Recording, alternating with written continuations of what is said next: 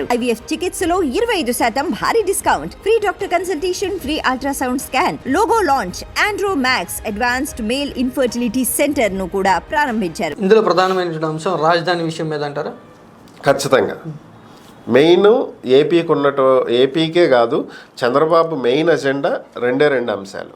ఒకటి పోలవరం, రెండవది అమరావతి. ఈ రెండే ఆయన మెయిన్ ఎజెండా. ఈ 5 ఏళ్లలో ఎలా అయినా సరే పోలవరాన్ని కంప్లీట్ చేస్తే ఆ క్రెడిట్ ఆయన ఖాతాలో పడుద్ది. ఫస్ట్ థింగ్, చంద్రబాబు పోలవరం పూర్తి చేశాడు. స్టార్ట్ చేసింది రాజశేఖర రెడ్డి గారు అవచ్చు, కాదనం, దాన్ని ఎవరు కాదన్నారు.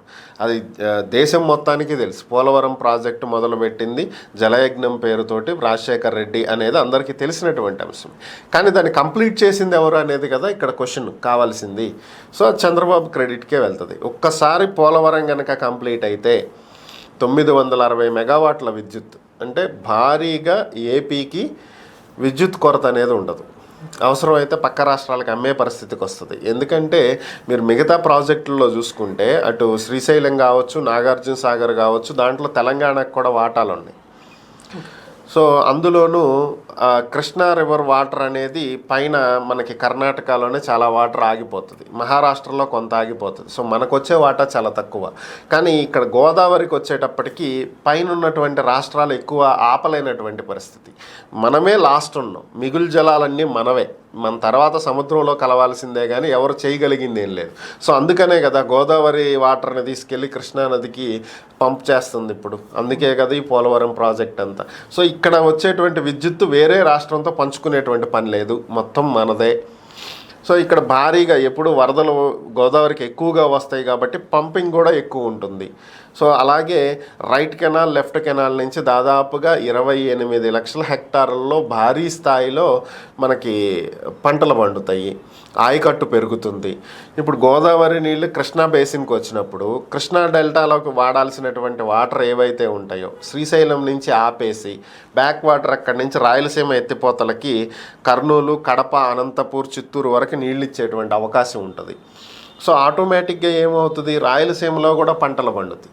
దానివల్ల ఉపాధి పెరుగుతుంది, దానివల్ల ఎకానమీ పెరుగుతుంది, దానివల్ల ఏపీకి డబ్బులు ఎక్కువ వస్తాయి, అప్పుల నుంచి బయటపడటానికి అవకాశం దొరుకుతుంది. ఎట్ ద సేమ్ టైం చంద్రబాబుకు వచ్చే బెనిఫిట్ ఏంటి, రాయలసీమ ప్రాంతంలో కూడా నీళ్ళు ఇచ్చాడనే పేరు వస్తుంది. ఇటు విశాఖ వరకు నీళ్ళు ఇస్తాడు. సో ఆల్రెడీ కాలువ అది కూడా ప్రాజెక్ట్ ఉంది కదా స్టీల్ ప్లాంట్కి, అలాగే విజయనగరం వరకు కూడా డ్రింకింగ్ వాటర్కి ఫెసిలిటీ కల్పించాలి అని. సో ఈ నది కాలువ గుండా వెళ్ళేటప్పుడు ఆటోమేటిక్గా గ్రౌండ్ లెవెల్ వాటర్ పెరుగుతుంది. సో ఆటోమేటిక్గా దాని చుట్టుపక్కల ఉండే ఏరియాలన్నింటిలో సమృద్ధిగా నీరు దొరుకుతుంది. సో కాబట్టి ఈ దాదాపుగా ఇది విజయనగరం, విశాఖపట్నం, ఈస్ట్ గోదావరి, వెస్ట్ గోదావరి, కృష్ణా, గుంటూరు, ప్రకాశం, అనంతపూర్, కర్నూలు, కడప, చిత్తూరు, ఇన్ని జిల్లాలకి లాభం చేకూర్చేటువంటి ప్రాజెక్ట్ ఇది. సో ఆటోమేటిక్గా ఈ ఓట్లన్నీ ఎక్కడికి వచ్చి పడతాయి, ఈ రైతుల ఓట్లు కావచ్చు, ఇవన్నీ కావచ్చు, పోలవరం పూర్తి చేయటం వల్ల మాకు ఇంత లాభం కలిగింది అని ఆలోచించేటువంటి ఓట్లన్నీ చంద్రబాబుకే వచ్చి పడతాయి. సో కాబట్టి అది ప్రధానమైనటువంటి ఓటు బ్యాంక్ రియల్గా మాట్లాడాలంటే. అదే కదా ఏ పార్టీ అయినా కోరుకునేది. సో దాన్ని త్వరగా కంప్లీట్ చేయాలని చూస్తాడు.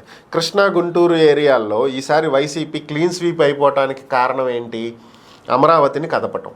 సో దాన్ని పట్టించుకోకుండా గాలికి వదిలేసి 3 రాజధానులని చెప్పారు, బాగానే ఉంది.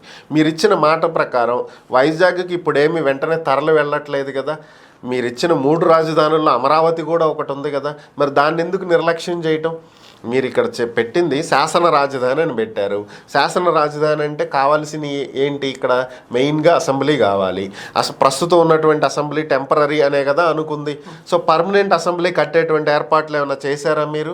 దానికి సంబంధించిన అభివృద్ధి పనులు ఏమన్నా చేశారా? రైతులకు డెవలప్డ్ ప్లాట్స్ ఇస్తామని చెప్పి ప్రభుత్వం మాట ఇచ్చింది, దాన్ని మీరు నెరవేర్చాలి. అదేమన్నా చేశారా? అది కూడా చేయలేదు కదా. పూర్తిగా గాలికి వదిలేసి అమరావతిని సెప్టెంబర్లో వైజాగ్ వెళ్తున్నాం, అక్టోబర్లో వైజాగ్ వెళ్తున్నాం, దసరాకి వెళ్తున్నాం, దీపావళికి వెళ్తున్నాం, న్యూ ఇయర్కి వెళ్తున్నాం, సంక్రాంతికి వెళ్తున్నాం జరుపుకొచ్చారు. కానీ వైజాగ్ మీద పెట్టిన ఫోకస్ అమరావతి మీద పెట్టలేదే, కర్నూలు మీద పెట్టలేదే. న్యాయ రాజధాని అన్నారు, హైకోర్టుని తరలించాలంటే సుప్రీంకోర్టు కొలీజియం ఒప్పుకోవాలి, రాష్ట్రపతి దగ్గర నుంచి ఆమోద ముద్ర పడాలి, అప్పుడు కానీ కదలదు. చాలా టైం ఉంది, దానికి ప్రాసెస్ ఉంది. ఆ ప్రాసెస్ ఏమైనా స్టార్ట్ చేశారా మీరు? నిజంగా స్టార్ట్ చేయాల. సో ఇవన్నీ ఏమవుతాయి? ఇప్పుడు చంద్రబాబు నాయుడు హైకోర్టు బెంచ్ ఇస్తానంటున్నాడు కర్నూలుకి. హైకోర్టు కాదు, హైకోర్టు బెంచ్. సో కాబట్టి ఆటోమేటిక్గా ఇవన్నీ జరిగితే, అమరావతి డెవలప్మెంట్ జరిగితే, కొంత ముందడుగు పడితే, ఈరోజు స్పీకర్ మాట్లాడటం కూడా విన్నాం మనం. ఎమ్మెల్యేలు ఎమ్మెల్సీల క్వార్టర్స్ 9 నెలల్లో అప్పచెప్పాలి అని. సరే 9 నెలలు కాకపోతే సంవత్సరం పట్టింది అనుకోండి, వచ్చే ఏడాది 2025 ఈ టైంకి ఇచ్చినా కూడా ఎమ్మెల్యేలు ఎమ్మెల్సీలు పర్మనెంట్ క్వార్టర్స్ రెడీ అయిపోయినట్టేగా. 70% పనులు పూర్తి అయినాయని అధికారులు చెప్తున్నారు. నాన్ గెజిటెడ్ ఆఫీసర్స్కి సంబంధించిన ఫ్లాట్స్ రెడీగా ఉన్నాయి. ఆల్ ఇండియా సర్వీసెస్ ర్యాంకింగ్ వాళ్ళవి రెడీగా ఉన్నాయి. అంటే IAS, IPS, IFS, IRS. So వీళ్ళందరూ రెడీగా ఉన్నాయి. సో కాబట్టి ఏమవుతుంది? ఆటోమేటిక్గా డెవలప్మెంట్, గ్రోత్ అనేది వస్తుంది. సెంట్రల్ గవర్నమెంట్ నుంచి వచ్చి ఆమె ఏపీలో పెట్టాల్సినటువంటి సంస్థలు, సెంట్రల్ సంస్థలు ఉన్నాయి. ఆర్బీఐ, సిబిఐ ఇలాంటి కొన్ని సంస్థలు ఉన్నాయి. వీళ్ళందరూ కార్యకలాపాలు వెంటనే అమరావతిలో స్టార్ట్ చేయాలని చెప్పి మొన్నే ఒక లెటర్ పంపించారు. సో కాబట్టి వాళ్ళు సిద్ధంగా ఉన్నారు. భూములు చూపించండి, మేము పెడతామంటున్నారు. సో వాటికి ఏపీ ఏమీ ఖర్చు పెట్టాల్సిన అవసరం లేదు, ఇన్వెస్ట్మెంట్ పెట్టాల్సిన అవసరం లేదు.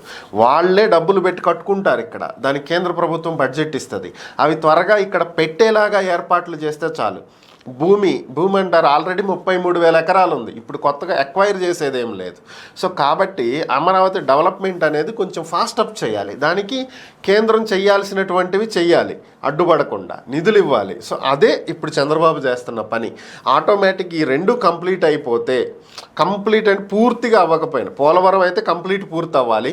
అమరావతి కంప్లీట్గా అవ్వకపోయినా అట్లీస్ట్ పర్మనెంట్ నిర్మాణాలు అనేవి కొన్ని రెడీ అయితే ఆటోమేటిక్గా ఆ క్రెడిబిలిటీ అనేది ఓట్ బ్యాంక్ రూపంలో చంద్రబాబు మార్చుకోగలుగుతాడు. సో అదే ప్రయత్నం ఇప్పుడు చేస్తున్నాడు.